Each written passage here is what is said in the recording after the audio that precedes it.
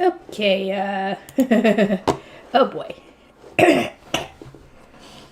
Clarissa's invasion. Everything's perfect, I said. It was the day of our meeting with the lower city merchants, so I gathered together the many charms I'd made, including some spares, and prepared a list of topics to be discussed. Also with me were some recipes. The Offmer Company had suggested an exchange of recipes between Lace and Hugo. Laces were going to make up this summer's menu for the Italian restaurant, so I was going to use this opportunity to judge them as an investor. New recipes! Yippee!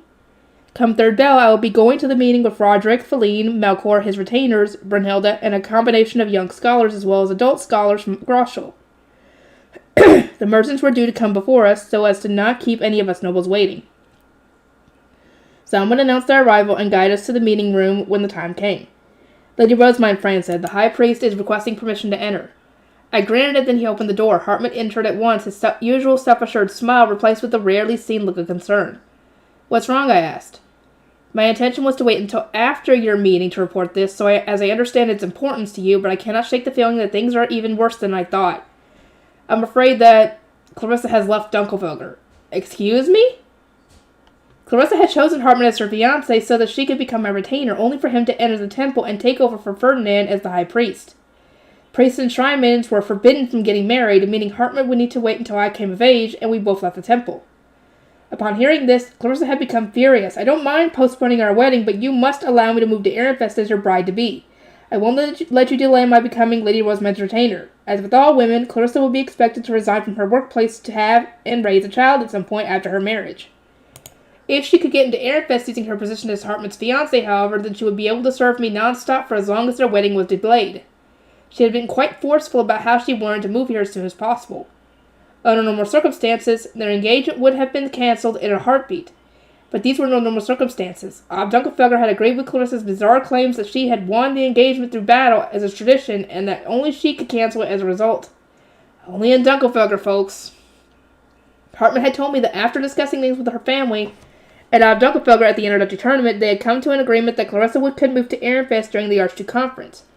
With Sylvester's permission, of course. And did he give his permission, I asked? He did. Ehrenfest seems to have said that he would welcome Clarissa with open arms, since you are in dire straits with that Lord Ferdinand, and a retainer from a top-ranking duchy would be an enormous boon. There was nothing strange about that. It was true that I was struggling without Ferdinand, and that the assistance of a top-ranking scholar like Clarissa would benefit me greatly. Why did she leave now, I asked? The Archduke Conference hasn't happened yet, has it? Is she coming through the Royal Academy? Knights would take turns guarding the teleportation circles within the Royal Academy was out, while the Royal Academy was out, but they were generally sealed off. To get Clarissa here, we would need to open the sealed doors and arrange for all the relevant people to be in position, a significant change in plans. We didn't receive any notice from Dunkelfelger, did we? I asked. The Ob and I only found out last night. It would seem that Dunkelfelger deeply regrets his duchy's involvement in what has happened to Lord Ferdinand. He muttered that if Clarissa's early arrival would assist Ehrenfest in any capacity, that would be good too. Dunkelfelger? Come on! Clarissa's trained ears had not missed this idle remark, and she had gleefully departed her home duchy with only a single female guard knight in tow for protection. Not wanting to trouble Ehrenfest any further, she had elected to take a land route rather than go through the Royal Academy.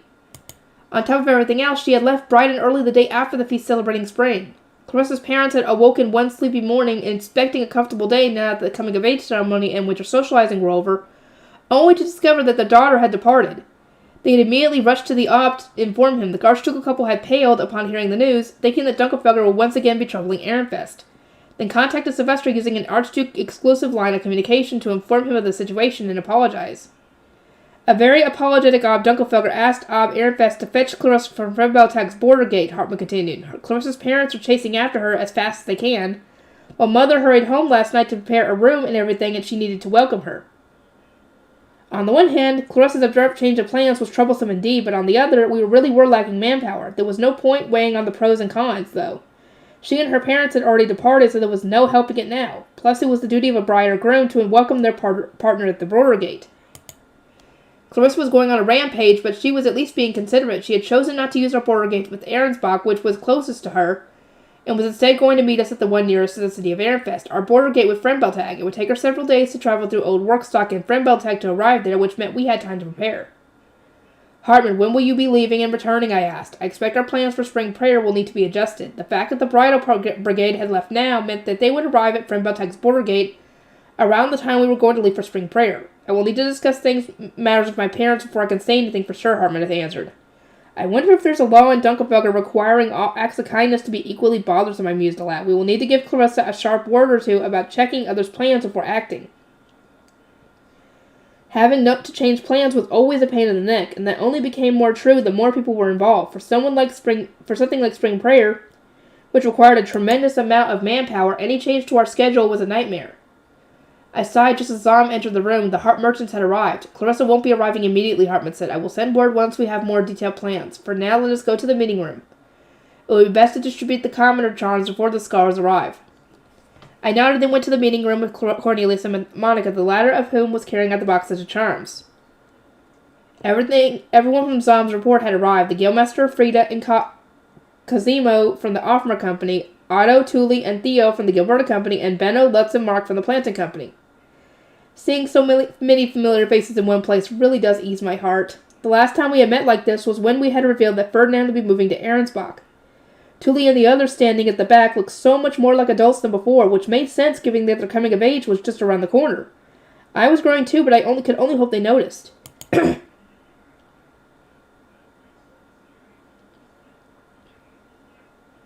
Yay! Lady Rosamond, the Guildmaster said. He brought his right hand, balled into a fist to his left palm, then introduced himself as the merchant's representative. I recognized his gesture as the spring greeting for merchants and did the same. Blessed be the melting of the snow. May the goddess of spring's boundless magnanimity grace you. During this exchange, Fran and Zom poured tea and brought in sweets. I directed Monica to place the box of charms on the table and told everyone about Ferdinand's concerns. I expect you all know a lot more about interacting with the visiting merchants than I do. But still, out of concern for the worst-case scenario, I have prepared some protective charms that even commoners can use. It would be my pleasure to gift them all to you. You are the central pillars of our duchy's merchant community, and I want nothing more than to keep you safe.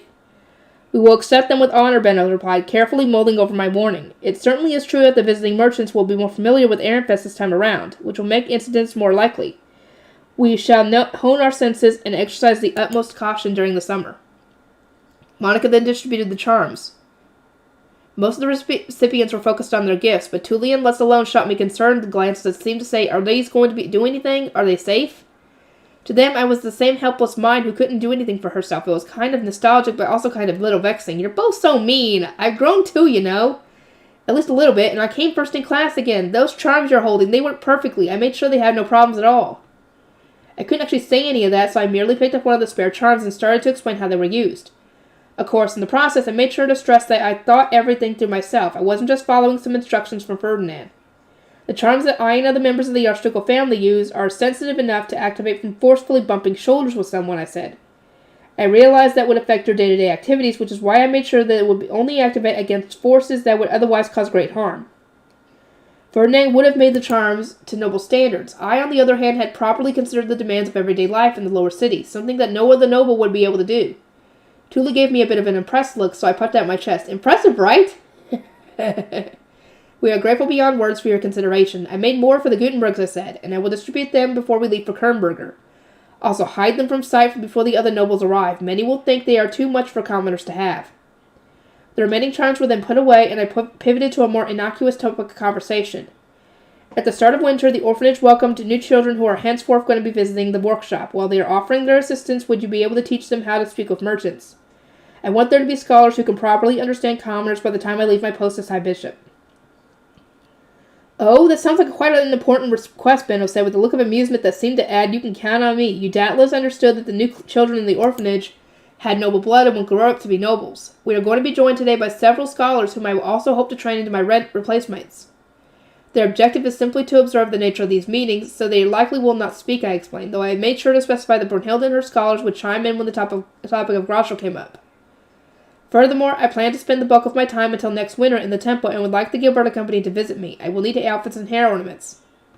Understood, Otto said. It made sense that you will need new outfits, Lady Rosamond. It is apparent that you have grown since we met last season. His validation brought a smile to my face.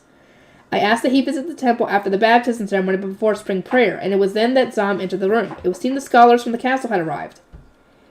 Benno, Otto, and the Guildmasters rose from their seats, then knelt with those who had been standing behind them to welcome the nobles. Once everyone was in position, they stood as well and granted the new nobles permission to enter. They trudged in with Melkor taking the lead. I didn't recognize several of the scholars. Allow me to begin the introductions, I said. This is Melkor, the son of Ob Arenfest. He will take off my place as High Bishop after I come of age, so we have begun the handover process for both temple work and meetings such as this one. Blessed be the ways of Lutrain, the goddess of water, who guided us toward the serendipitous meeting, the merchants said collectively. This was likely the first time Melkor had ever needed to give a blessing after being greeted by commoners. He looked slightly tense as he produced a green light from his ring. I continued, this is Brunhilde, daughter of Gib Groshel. She is currently my retainer, but will not remain in my service for long. She was recently engaged to the Abbess's second wife. I'll be working with some of you for Groshel's renovation and look forward to your cooperation, Brunhilde said. After that, I offered everyone seats. On the noble side, only Brunhilde, Melkor, and I sat down. Everyone else stood behind us as retainers and scholars. The merchants returned to their feet, then returned to their original positions. Benno, Otto, and the Guildmaster were sitting while Tuli and the others stood. First, I said, let us begin with the topic most important to you all, renovating Groshel. I explained our plan to recreate the province in a cleaner image as we had done with the lower city to welcome new merchants, then listed the suggestion I had given to Sylvester. We plan to finish the work by next year and maintain our current business partners until then. That is very welcome news, the Guildmaster said, looking a little relieved. The city is already filled to the brim. Indeed, that is why I must ask you to recruit merchants for branch stores while the Offmer Company establishes a second Italian restaurant. The first is rather popular with merchants of other duchies, no? We believe that Groshel will need one of its own. Naturally, I intend to invest as well. The Guildmaster glanced at Frida. She sought permission to speak, then asked about the plan for training chefs and waiters. This won't be until after spring prayer, I replied, but we expect more apprentice priests and shrine maidens to join the temple. How would you feel about having chefs commute to serve them and gain experience that way? I would appreciate the opportunity to supplement our kitchen staff, and my intention is to leave training them to Hugo.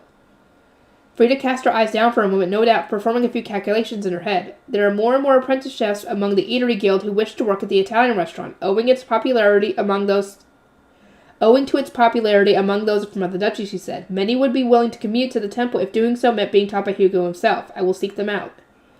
I was then asked a plethora of questions. How many chefs would be trained at once? What their wages and work hours would be? What their work environment was going to be like? And so on. I answered them all one by one, recalling Hugo and Ella's accommodations from when I was an apprentice blue shrine maiden. A branch store is a very appealing idea, Benno remarked, but it may be difficult to have it up and running by next summer. If the Groshel renovation is to be done by autumn, then the orders for new furnishings will not be ready in time. He was speaking from his own painful experience setting up a high-class eatery in the monastery. Brunhilde took this opportunity to describe the furniture we had confiscated. There are some furnishings and cooking implements we can move from noble estates under the Ob's authority. Using these will resolve the furniture problem, would it not? We plan to build new inns in Groshel and use the same approach to furnish them, I said. We are also in the process of recruiting individuals to work in these inns and train new servers. Is that not right, Brunhilde? She nodded. Lady Rosamund came up with the idea herself. We will bring individuals recruited from around Groshel to Arenfest via carriages, which the Giebs will arrange for. We hope for these recruits to have their new duties ingrained into them by the spring, and to be taught what to expect during the busy summer. I cannot imagine this being an easy feat to accomplish, but in addition to training staff to work in everyone's second stores, it will give us more personnel to staff the inns this year. An excellent idea, is it not? There can be no doubting that it came from you, Lady Rosamund, Benno replied, his lips curving into a smirk. I am in favor. As we cackled together, Brunhilde carefully interjected to address the merchants. Attention, everyone, a moment of your time. I participated in a discussion with the Ob, wherein we concluded that it would be best for you to design the schematics for the branch stores yourselves, before the end of summer. That will make ordering the furnishings much easier. And once the Guildmaster leaned forward, will that not inspire others to establish secondary stores of their own? Rarely were Entuicon used to remake an entire city. Merchants often had no choice but to make do with and sometimes modify buildings made long ago. But this opportunity to come up with their own designs would save them immense amounts of money on internal renovations. On cue, one of the scholars standing behind Brunhilde produced a piece of paper. It was a list of stores they wanted to expand into Groshel. We would appreciate having the Merchants Guild assist us in motivating these businesses to set up new stores in Groshel, Brunhilde said. Without these popular establishments that our visitors from other duchies have come to expect, Groshel will be a merchant city in name alone, with nothing but inns to garner interest that will do nothing to reduce the burden on Arenfest's lower city. She sure is working super hard on this, considering that she's a rich archnoble girl who had never been in the lower city before. I was moved to see Brunhilde speaking directly to commoner merchants instead of communicating through her scholars. She had changed a shocking amount in just 2 years. Brunhilde had spoken to Guy Groschel and Sylvester in private, and so most of her plans for Groschel were news to me as well. I decided to let her take the lead and instead use the opportunity to look over the meeting room. The scholars listening from behind her were making various expressions. One was observing the exchange in wide-eyed surprise. Another was watching intently in an attempt to learn what he would be expected to do himself moving forward. And another was grimacing ever so slightly. It came as a relief to see that Melchior looked as genuinely interested. After the discussion about Groschel settled down, I turned to Lutz. Now, the matter of the sprinting industry. Lutz of the Planting Company, is everything ready for the Kernberger trip, as it was last year? There are several points that we would seek permission to change, Lutz replied, then took out his diptych. The leave and return dates can remain as they are. However, Heidi from the Ink Guild cannot accompany us. Because she is pregnant, she has asked to send her disciple instead. Come again? Heidi's pregnant? Joseph will be staying behind as well to stop her from going crazy. Heidi was apparently bemoaning the poor timing of it all. She had wanted to join the others so that she could witness the new resources and research, but sending her on a long-distance trip while she was pregnant was out of the question. Giving birth in Kernberger. Heidi has my leave to remain behind, I said. I will consult Gabe Kernberger and ask that materials be sent back with you as a gift. Your consideration is much appreciated, Lutz replied with a half-smile. He must have envisioned Heidi quite literally jumping for joy. Zack the Smith also asked to send a disciple in his place. He is to be married during this year's Star Festival. Ah, right, he's around that age now. I wonder who it is. Is it anybody we know? Women of the lower city often got married before they turned 20, much like women in noble society. Commoner men, on the other hand, tended not to get married until their early 20s. This was a bit later than their noble counterparts, but only because it generally took them longer to earn enough to support a family. Johann and Zack had been on the verge of becoming adults when I first met them, so it made sense that they were now reaching the prime age for getting married. How fares Johann, I asked. His personality had made it hard enough for him to secure a patron. I couldn't help but worry that his neuroticism would affect his love life, too. Let's gave a brisk nod. His Star Festival will be 2 years from now at the earliest. I'm told he'll be marrying the foreman's granddaughter once she comes of age.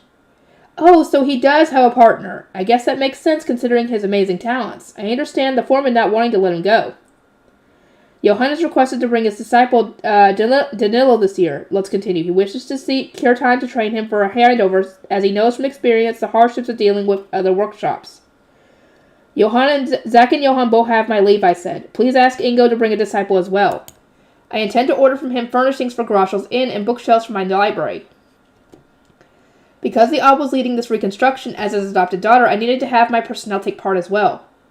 I'll be leaving for Kernberger after the Central District Spring Prayer is complete, I announced. So tell everyone to have their disciples ready for their first long-distance trip. I should note that we will once again be using this opportunity to exchange personnel with Haas's orphanage, so please arrange for the usual carriages and guards to be hired. Understood, Lutz said with a nod, writing everything down. Melchior gave me a curious look. There's another orphanage? Indeed, I replied, there's an orphanage in Haas, a neighboring city. It works closely with the citizens there, so its culture varies somewhat from our own. We exchange 5 or so Grey Priests each year, and their influence remains positive for us both. Children could conceive a much better education at the Ehrenfest orphanage. Books were always close at hand, and plenty of the Grey Priests and Shrine Maidens there had once served as attendants.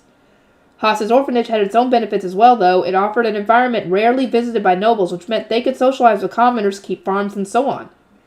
I want to visit this second orphanage at least once, Melchior said. If you can get your father's permission, then I can take you there during spring prayer. Really? I can go? I am sure he would grant you permission to observe Haas's spring prayer, tour the monastery's orphanage, and then return with one of your retainers on their high beast. Nothing bad could come from learning more about spring prayer and how rituals are performed. I turned to Lutz and Thule. Merchants and craftspeople use family connections to see how trades are done ahead of time, do they not? They nodded. Seeing the work being done with your own eyes is more inspiring and provides a great chance to familiarize yourself with the job, Thule said, smiling. It really is important. Lutz quickly took out a board as if realizing that this was a perfect opportunity.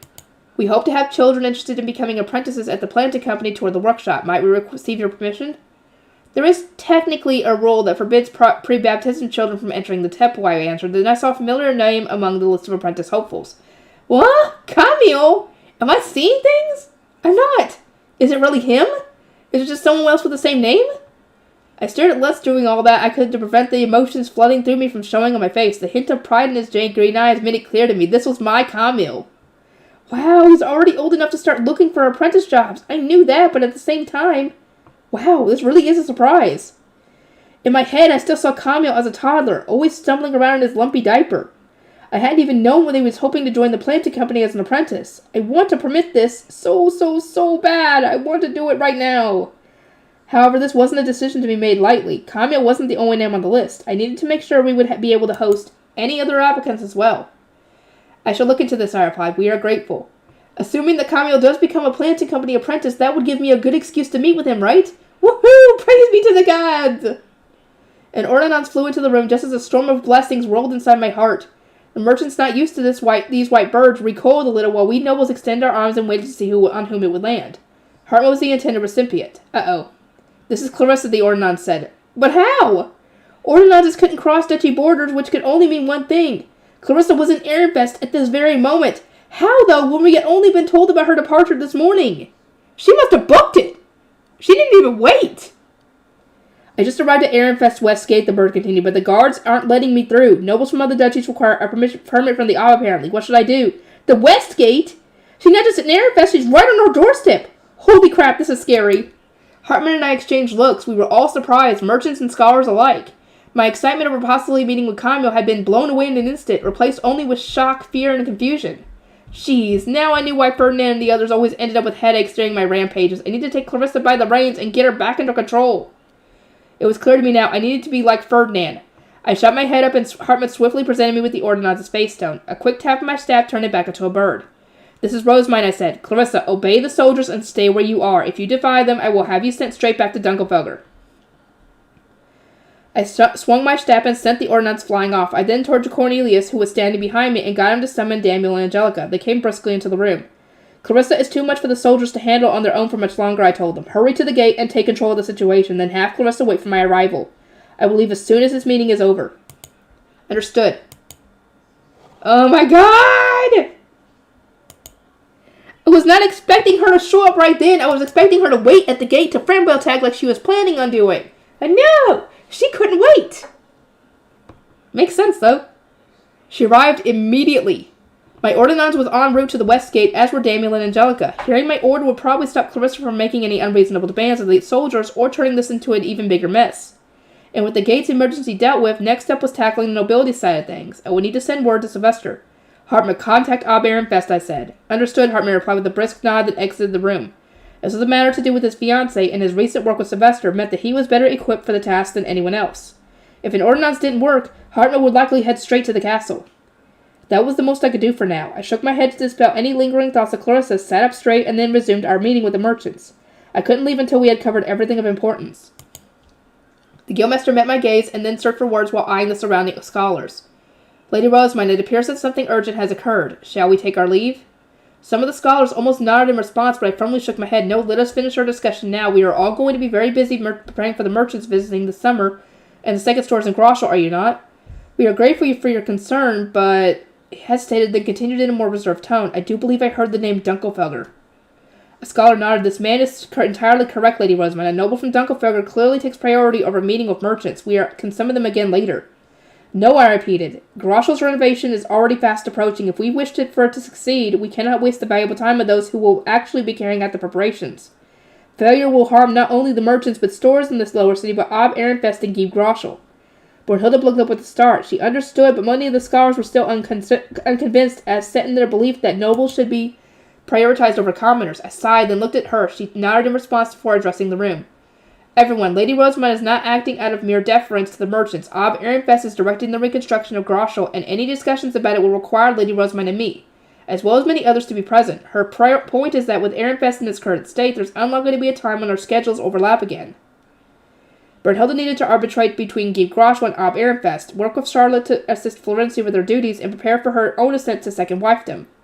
She would greatly benefit from making friends to the right places before coming into power.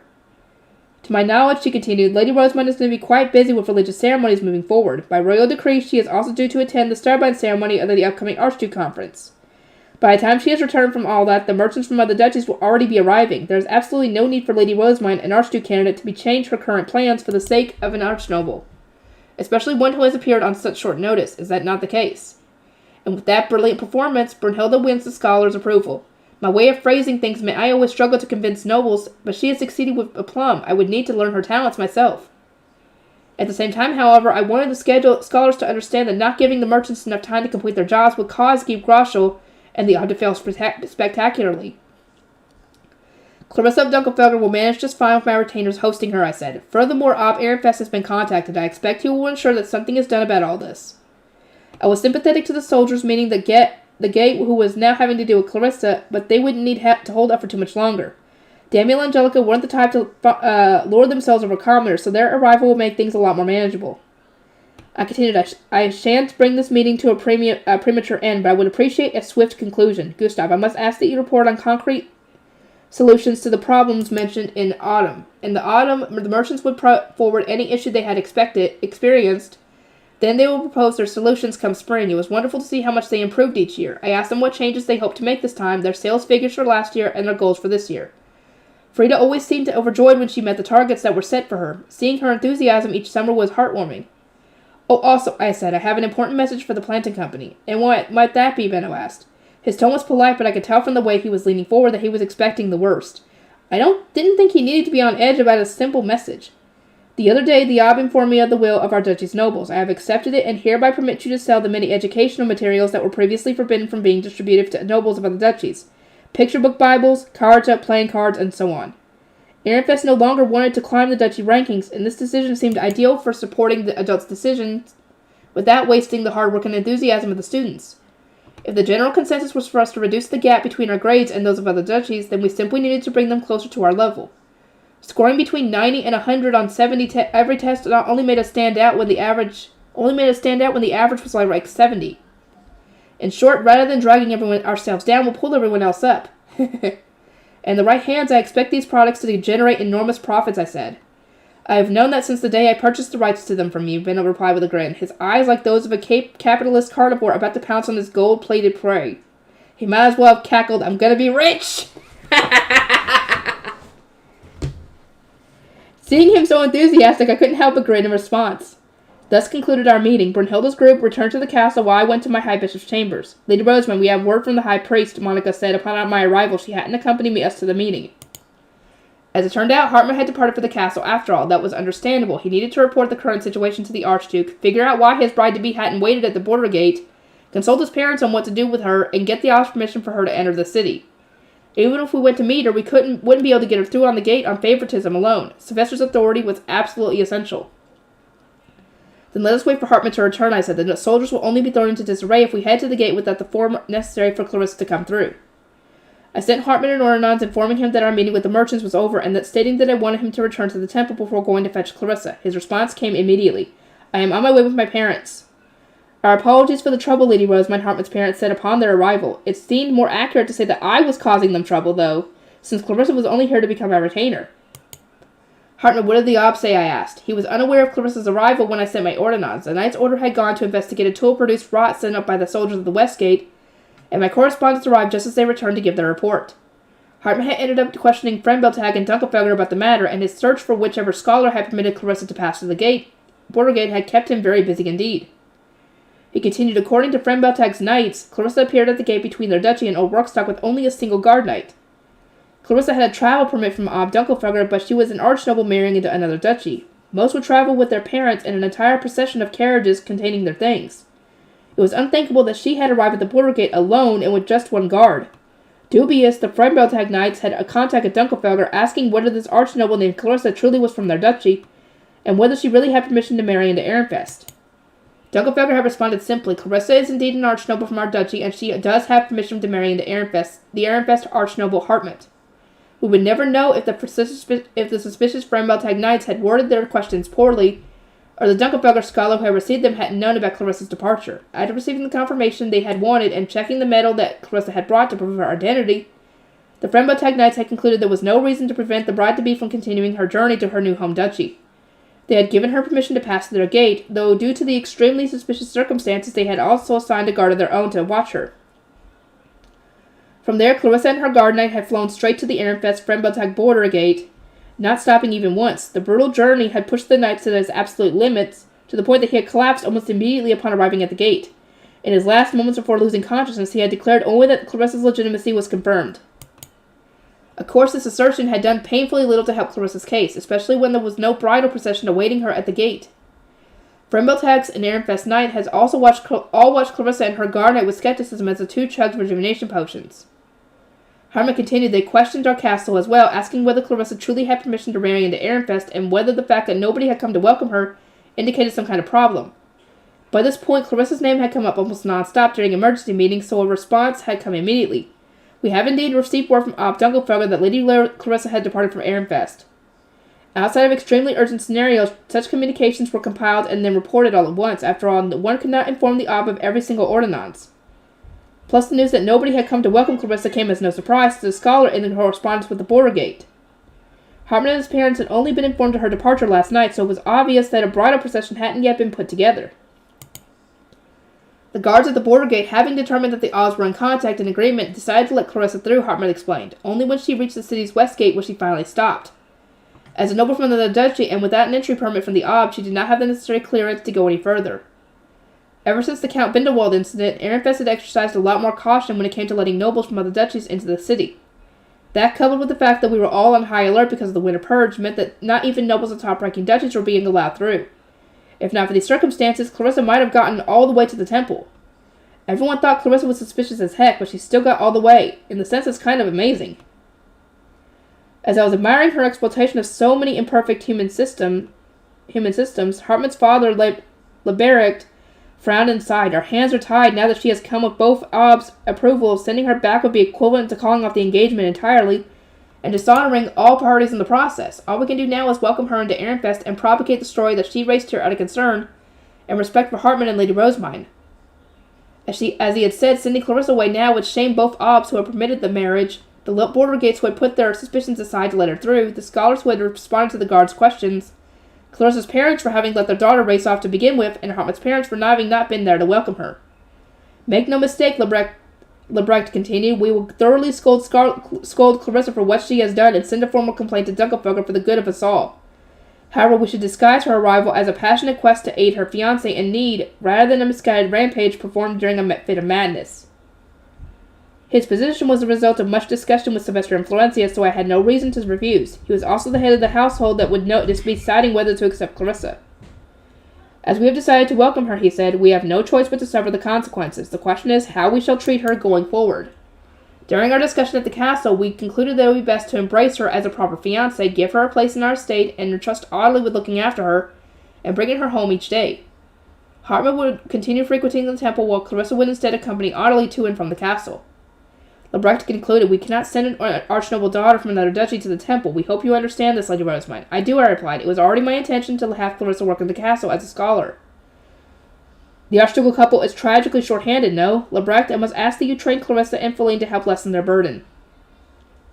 Lebrecht gave a slight frown. He was Florencia's scholar and had already had more than enough on his plate, so this response to train not only just Clarissa but Feline as well must have come as an unpleasant surprise. This called for an explanation. If all of my scholars are working in the temple, it is highly unlikely that Clarissa will agree to work in the castle. Plus, Clarissa is sure to feel more comfortable in the castle if she has at least one person she knows there with her. She and Feline worked together at the Royal Academy during one of our joint research projects. This will also serve as good rivals for one another. Feline is a lay noble without too much mana, but she was trained by Ferdinand and is an excellent at paperwork.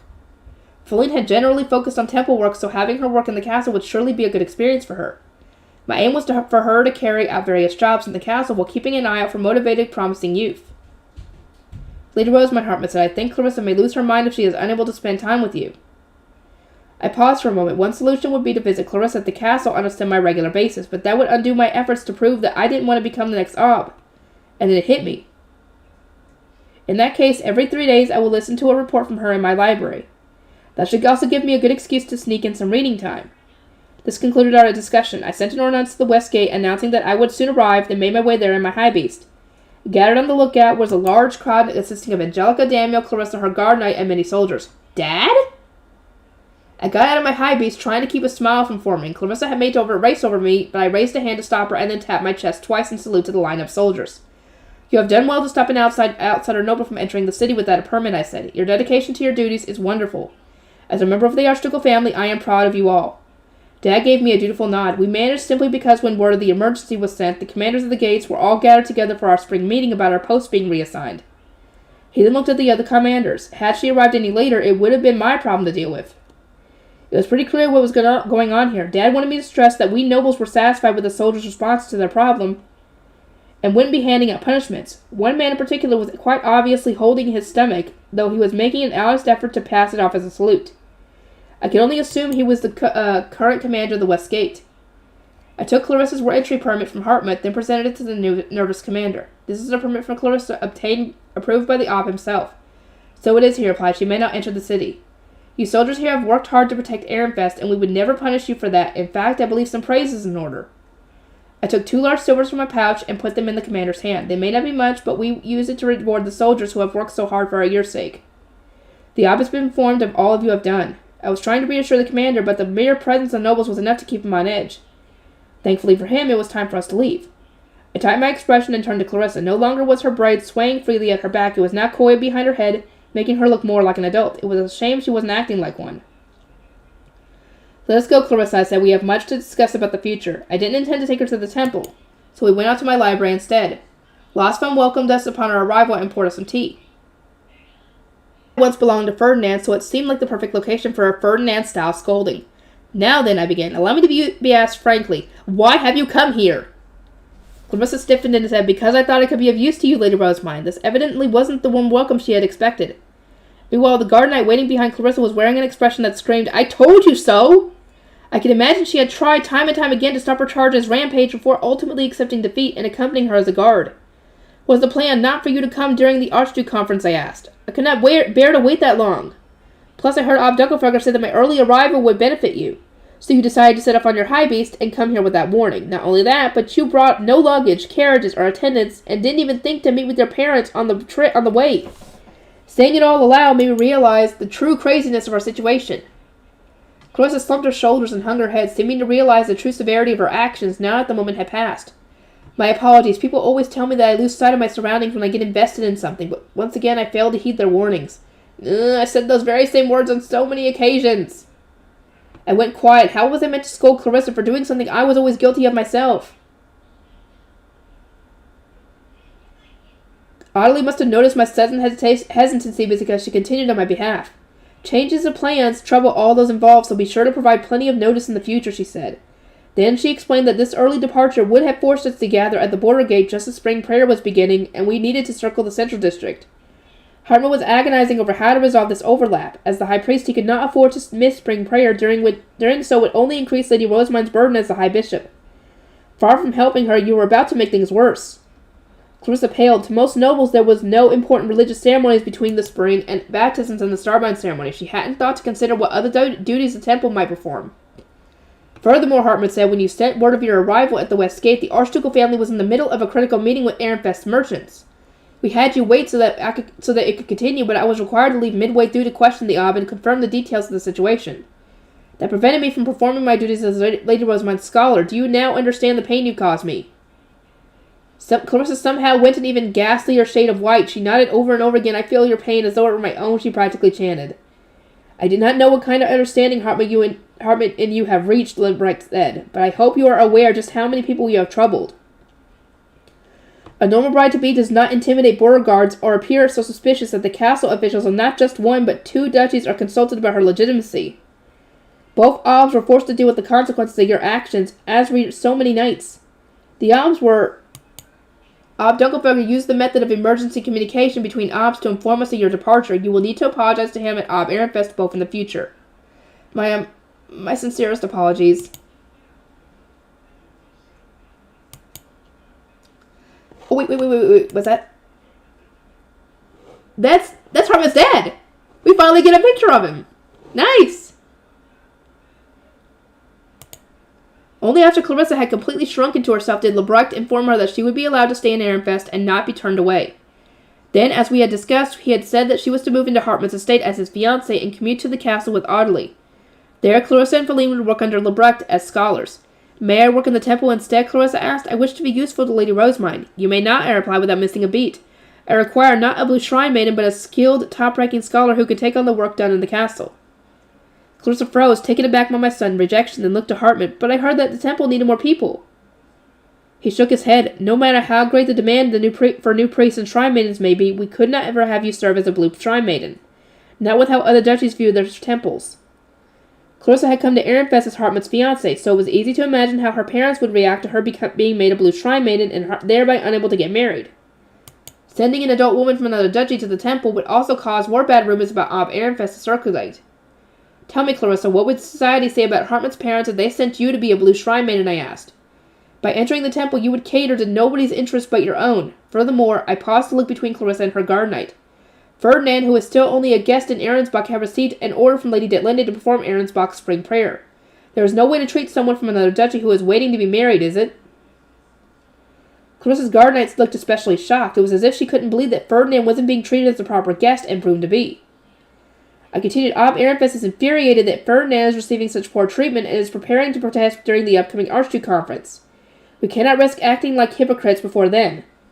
But nothing is being forced upon me, Clarissa protested, fixing me with a determined stare. I am requesting this.